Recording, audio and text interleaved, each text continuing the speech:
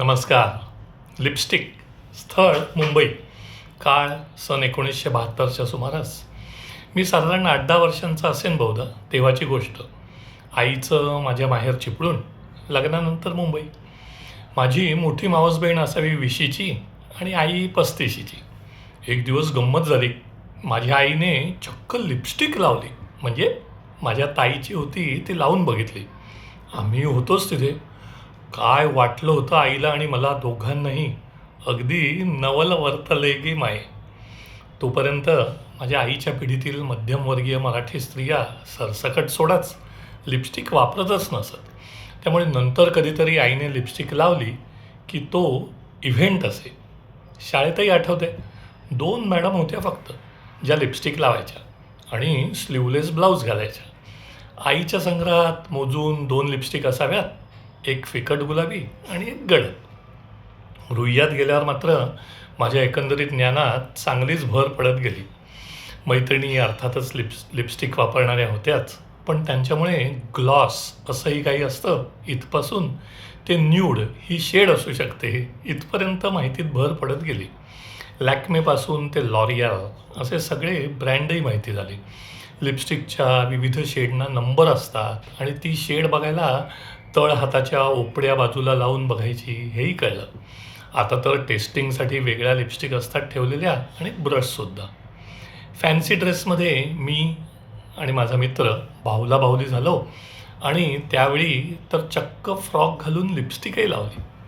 पुढे परदेश दौरे सुरू झाले तेव्हा विमानात जेवण वगैरे आलं की ड्युटी फ्रीची ट्रॉली यायची. मी 3 किंवा 5 लिपस्टिकचा डिओरचा सेट अनेकदा आणलेला आहे तिकडून. विडा म्हणे की क्वालिटी चांगली असते त्याची. माझ्या आणि विडाच्या एका युरोप दौऱ्यात तर गंमतच झाली.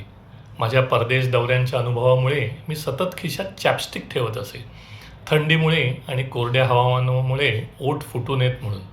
ती होती मरून रंगाची, म्हणजे त्याची बॉडी आणि बाहेरचं आवरणसुद्धा. अर्थात ओठांना काही रंग लागत नसे, पण बघणाऱ्यांना वाटे की मी सदानकदा लिपस्टिक लावतोय. शेवटी न राहून आमच्या ग्रुपमधल्या काही स्त्रियांनी विचारलंच की माझी बायको नाही वापरत इतक्या वेळा मी सतत ओठांवरून लिपस्टिक का फिरवतोय. सध्या तर कोरियन पुरुषांची अजूनच तऱ्हा. ते इतकी सौंदर्य प्रसाधनं वापरतात की वापर आणि दिसणं यामुळे कोरियन महिला कोण आणि पुरुष कोण हे ओळखताच येत नाही पटकन. आता तर पुढच्या पिढीच्या संग्रहात मुलींच्या 50-60 लिपस्टिकही असतात एकेकीच्या. आणि नुसत्या लाल किंवा गुलाबी नाही तर अगदी चक्क हिरवा आणि जांभळा रंगसुद्धा असतो. माझ्या एका मैत्रिणीला तर आम्ही चिडवतोसुद्धा. लॉकडाऊनमध्येही ती सकाळी उठून सगळं आटपून लॅपटॉपसमोर कामाला बसायची, ते लिपस्टिक लावूनच.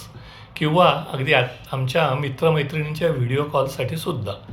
तयार होण्याच्या तिच्या व्याख्येत लिपस्टिक हे अध्यारूत होतं.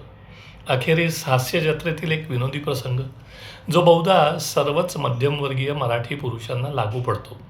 ती बायको म्हणत असते त्या प्रसंगात, आमचे हे कसले बुळचट आहेत ना, ऑफिसातून घरी येतात ते एकदाही शर्टावर कधी ना लांब केस ना लिपस्टिकचा डाग. मी जो असाच एक नो लिपस्टिक डाग दिवस 2026. आजचा बोनस.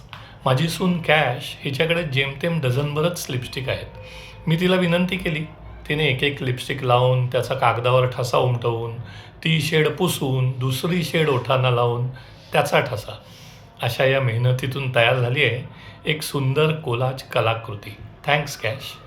आणि माझ्या सर्व मैत्रिणींना चॅलेंज, या लघुलेखाचा यूट्यूब व्हिडिओ अवश्य बघा आणि ओळखा बरं मी रेव्हलॉनची कुठली शेड लावली आहे ती. नमस्कार.